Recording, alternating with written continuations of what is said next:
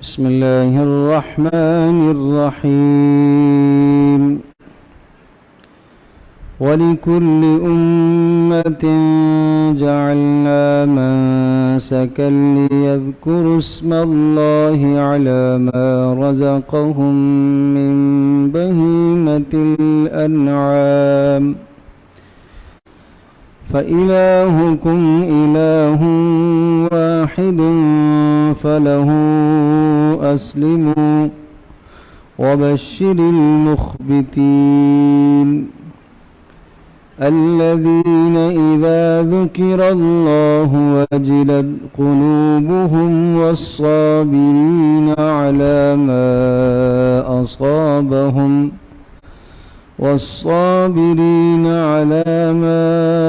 أصابهم والمقيم الصلاة ومما رزقناهم ينفقون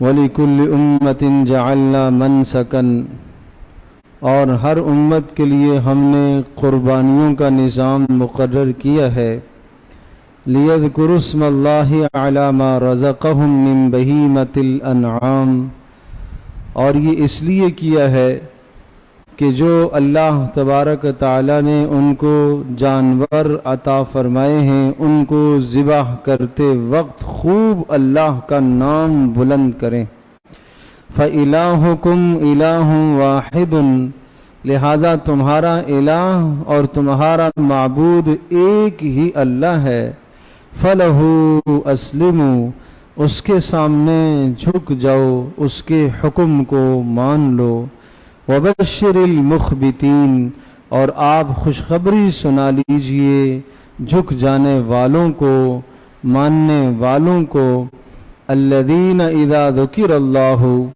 یہ وہ لوگ ہیں کہ جن کے سامنے اللہ کا تذکرہ جب کیا جاتا ہے وَجِلَتْ قُلُوبُهُمْ ان کے دل خوف کے مارے کانپ اٹھتے ہیں وَالصَّابِرِينَ عَلَى مَا أَصَابَهُمْ اور جو مصیبتیں اللہ کی جانب سے آتی ہیں ان پر صبر کرتے ہیں والمقیم الصلاۃ اور نمازوں کو قائم کرنے والے ہیں ومما رزقناہم ينفقون اور جو کچھ ہم نے انہیں عطا کیا ہے اس میں سے وہ خرچ کرتے ہیں۔ یہ سورۃ الحج کے 5ویں رکوع کی 2 آیات مقدسہ میں نے تلاوت کی ہیں۔ ان 2 آیات بینات میں اللہ تبارک تعالی نے قربانی کا مقصد ذکر فرمایا اور اسی طرح سے جن لوگوں کی قربانی اللہ کے یہاں قبول ہوتی ہے ان کی نشانیوں کو اللہ نے بتایا۔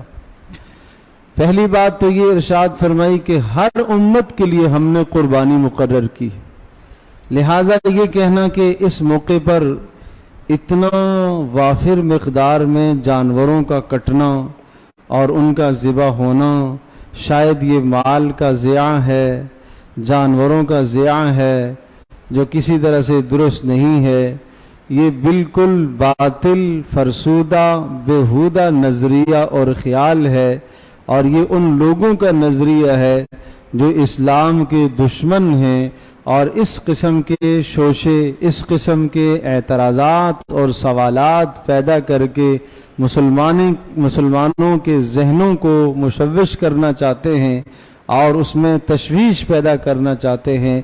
ایسوں کو یہ پیغام ہے کہ اللہ کا حکم ہے کہ ہم نے ہر امت کے لیے قربانیوں کا حکم دیا ہے، لہٰذا ہم نے تمہیں بھی قربانیوں کا حکم دیا ہے، اور یہ اس قدر اہمیت والا حکم ہے کہ پیارے پیغمبر صلی اللہ علیہ وسلم نے ارشاد فرمایا کہ ذی الحجہ 10 ذی الحجہ کو انسان جتنے بھی اعمال کرتا ہے ان تمام اعمال میں سب سے محبوب ترین عمل جانور کا خون بہانا ہے۔ یہ اللہ پاک کا عطا کیا ہوا مال ہے، اللہ کی دی ہوئی چیزیں ہیں تو اللہ کے نام پر قربان ہو۔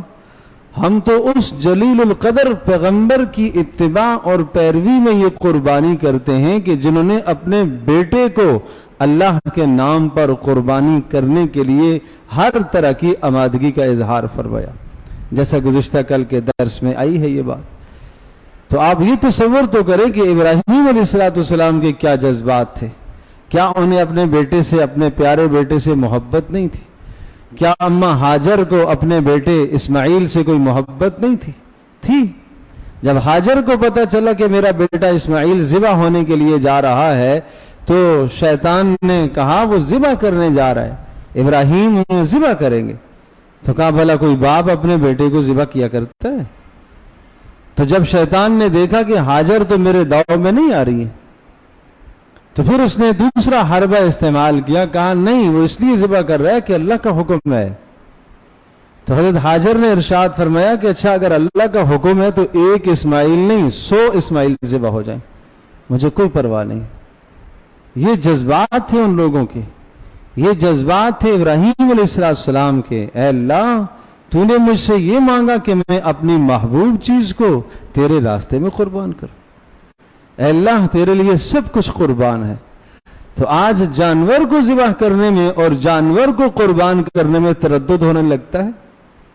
تو عرض کر رہا ہوں کہ صاف صاف بتایا وَلِكُلِّ أُمَّةٍ جَعَلْنَا مَنْسَكًا، ہم نے ہر امت کے لیے قربانی کا حکم دیا ہے، اس لیے اس امت کو بھی قربانی کا حکم ہے. جس طرح سے اپنی جبین نیاز پیشانی کو اللہ کے سامنے آدمی ٹیکتا ہے اور اپنی ناک کو خاک میں رگڑتا ہے اللہ کے سامنے، انتہائی تذلل اور عاجزی نماز میں اس کا اظہار ہے. اللہ کے دیے ہوئے مال میں سے زکوٰۃ نکالتا ہے، اللہ تیرا دیا ہوا ہے، اس کا کچھ حصہ میں زکوٰۃ کے طور پر ادا کر رہا ہوں. اسی طرح سے اللہ تبارک و تعالیٰ کا دیا ہوا مال ہے، اس میں سے قربانی کرتا ہوں.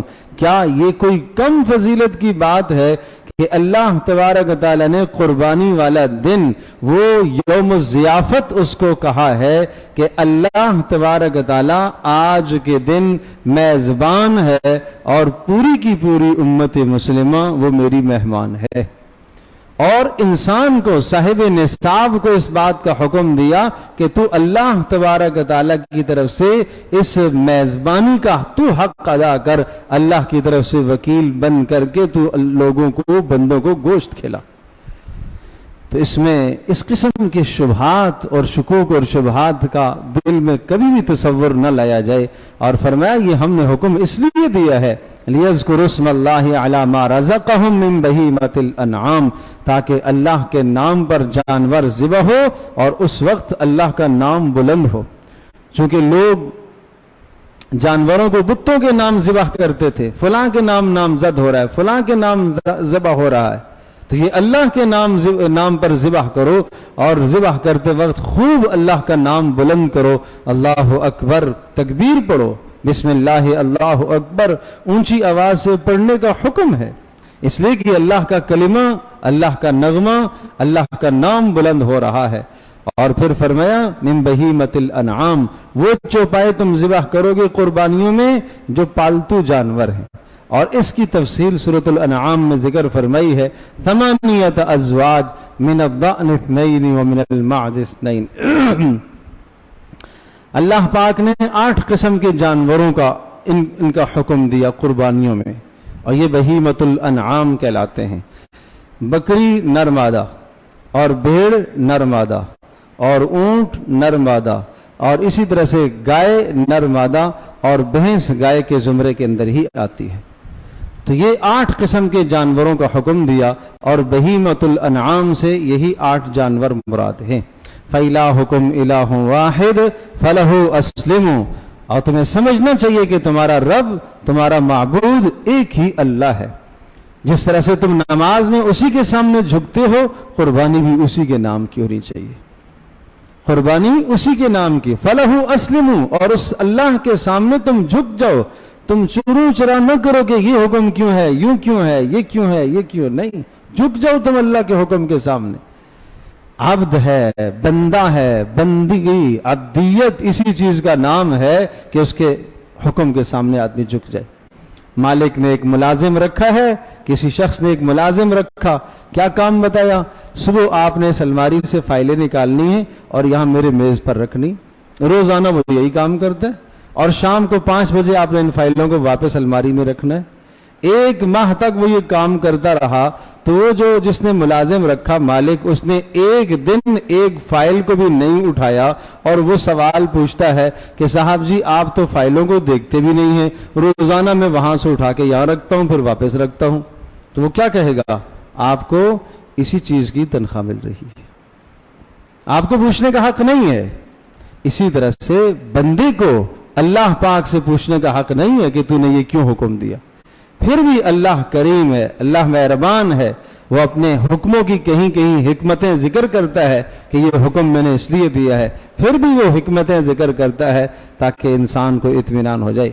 وَبَشِّرِ الْمُخْبِتِينَ، فرمایا خوشخبریاں سنا لیجئے ان لوگوں کو جو اللہ کے حکموں کے سامنے جھک جاتے ہیں، جو چون چرا نہیں کرتے، جو اللہ کا حکم آیا اس کے سامنے جھک جاتے ہیں، اور ان کی قربانیاں اللہ قبول کرتے ہیں جو اللہ کے حکموں کے سامنے جھکتے ہیں۔ اور پھر 4 نشانیاں بتائیں ان کی قربانیاں اللہ قبول کرتا ہے۔ نمبر 1، اذا ذکر اللہ وجلت قلوبہم، جب اللہ کا نام آتا ہے تو ان کے دل خوف کے مارے کانپ اٹھتے ہیں، یا ان کے دل میں اللہ کی محبت بھر آتی ہے، اللہ کا نام سن کر انہیں لذت آتی ہے۔ نمبر 2، والصابرین علی ما اصابہم، اور مصائب پر صبر کرتے ہیں، اللہ کی طرف سے پریشانیاں آتی ہیں صبر کرتے ہیں، تنگی، فاقے، فقر، اس پر صبر کرتے۔ اور نمبر 3، والمقیم الصلاۃ، نمازوں کے پابند ہوتے ہیں، اللہ کے سامنے تواضع کرنے والے، جھکنے والے، اور جن کی قربانیاں اللہ قبول کرتا ہے، والمقیم الصلاۃ، وہ نمازوں کو قائم کیا کرتے ہیں۔ اور نمبر 4، ومما رزقناہم ینفقون، اور جو کچھ ہم نے انہیں دیا ہے اس میں سے وہ خرچ کرتے ہیں، اللہ کی دی ہوئی جان اللہ کے نام پر خرچ ہو، اللہ کا دیا ہوا وقت اللہ کے نام پر اور دین کی ضروریات میں خرچ ہو، اللہ کا دیا ہوا مال اللہ کے نام پر خرچ ہو، اللہ کی دی ہوئی صلاحیت اللہ پاک کے نام پر دین کی نشر و اشاعت میں خرچ ہو۔ یہ لوگ ہیں جن کی قربانیاں اللہ پاک قبول کرتا ہے۔ اللہ تبارک و تعالی ہم سب کے لیے سمجھنا عمل کرنا آسان فرمائے۔ الحمدللہ رب العالمین، والصلاة والسلام علی سید الانبیاء والمرسلین وعلی آلہ وصحبہ امتی اجمعین۔ اللہم انا نسألک الہدى والتقى والعفاف والغنى، اللہم انا نعوذ بک من الفتن ما ظہر منها وما بطن، ربنا لا تجعلنا فتنة للقوم الظالمين ونجنا برحمتك من القوم الكافرين، وصلی اللہ تعالی علی خیر خلق محمد وعلى آلہ وصحبہ اجمعین۔